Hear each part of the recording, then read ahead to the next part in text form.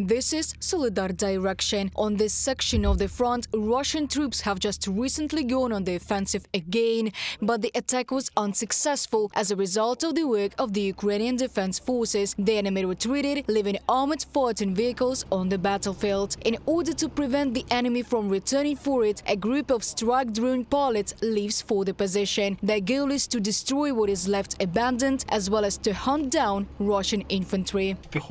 We identify the infantry directly in flight, look for their movement and make it meet with This group of pilots works at night. They use equipment with thermal images. They take a supply of both batteries and ammunition for drones with them. To prevent the enemy from detecting them, they try to properly camouflage their transport.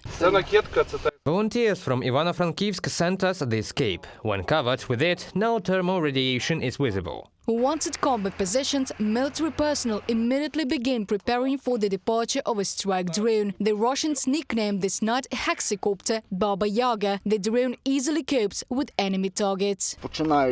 Starting with some kind of passenger car, ending with an armored vehicle, it strikes an armored personnel carrier easily. Well, it may not be enough for a tank, or maybe it will be enough, depending on how you hit it. To prevent the drone's blades from becoming covered with ice during flight, the soldiers use pharmaceuticals.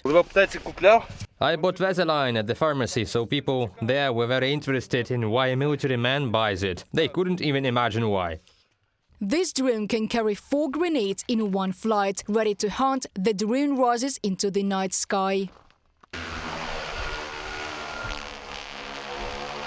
Russian tanks were already destroyed during the assault. The task of strike drone operators is to find an infantry fighting vehicle in the dark.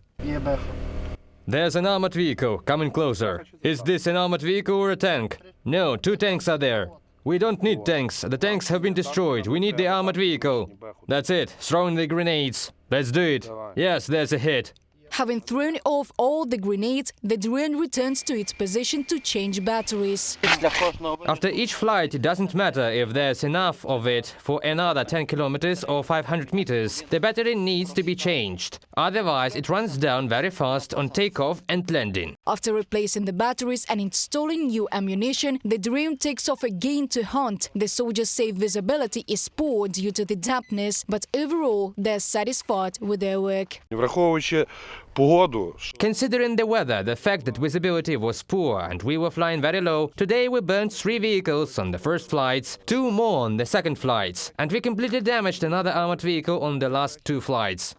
The operation of strike drones at the front significantly saves ammunition for Ukrainian artillery, and they successfully carry out combat missions where it is impossible to use aviation. Reported by Diana Kolesnik, Alona Gramova, UATV News.